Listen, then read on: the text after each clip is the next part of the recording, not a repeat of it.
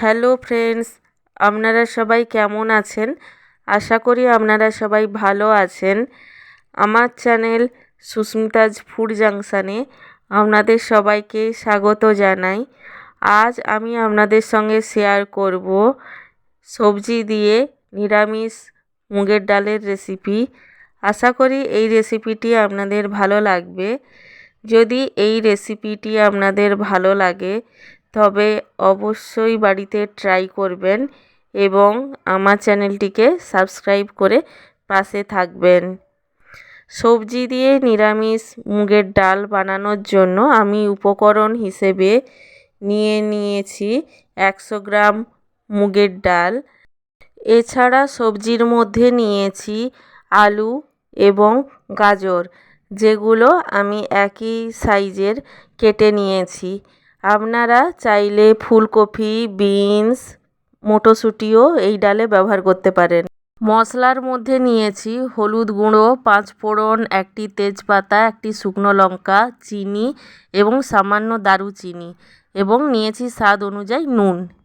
সবজি দিয়ে নিরামিষ মুগের ডাল বানানোর জন্য প্রথমে আমি সবজিগুলোকে ভালো করে কষিয়ে নেব। তার জন্য ওভেনে কড়াই বসিয়ে দেব। কড়াইয়ের মধ্যে দিয়ে দেব সরষের তেল। আপনারা চাইলে এই রান্নাটি সাদা তেলেও করতে পারেন। সরষের তেল ভালো করে গরম হয়ে গেলে আমি সবজিগুলো তেলের মধ্যে দিয়ে দেব এবং সবজিগুলোকে ভালোভাবে কষিয়ে নেব। সবজিগুলো ভালো করে কষানো হয়ে গেলে একটি পাত্রে আমি সবজিগুলো তুলে নেব। সবজিগুলো তুলে নেওয়ার পর আমি আবারও ওই কড়াইতে দিয়ে দেব সামান্য সরষের তেল। সরষের তেল গরম হয়ে গেলে আমি মুগের ডালটা ভালো করে ধুয়ে নিয়ে তেলের মধ্যে দিয়ে দেব এবং মুগের ডালটাকে আমি ভালো করে ভেজে নেব। মুগের ডাল যখন ভালো করে ভাজা হয়ে যাবে তখন এর থেকে খুব সুন্দর গন্ধ বের হবে এবং সেই সময় আমি এর মধ্যে পরিমাণ মতন জল দিয়ে দেব এবং মুগের ডালটাকে সেদ্ধ হতে কিছু টাইম দেব। আপনারা চাইলে প্রেসার কুকারেও ডাল সেদ্ধ করতে পারেন।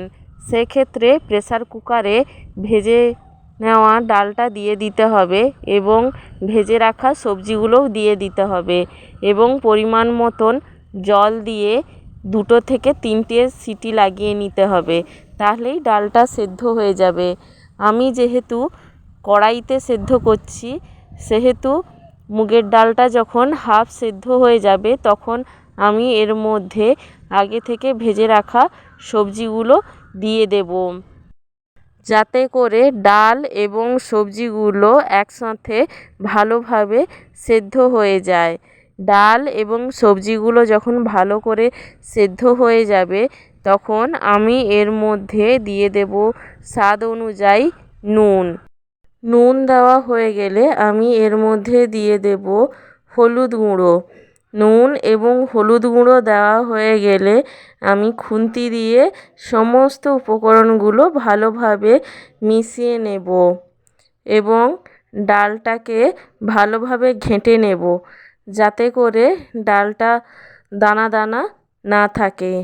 ডালটা ভালো করে ঘাঁটা হয়ে গেলে আমি এর মধ্যে দিয়ে দেব পরিমাণ মতন জল।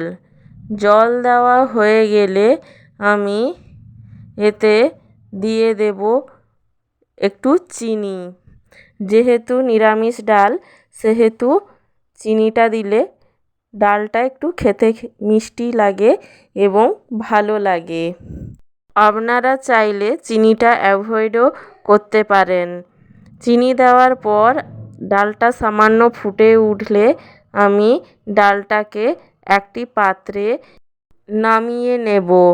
ডালটা নামিয়ে নেওয়ার পর আমি ডালে ফোড়ন দেব।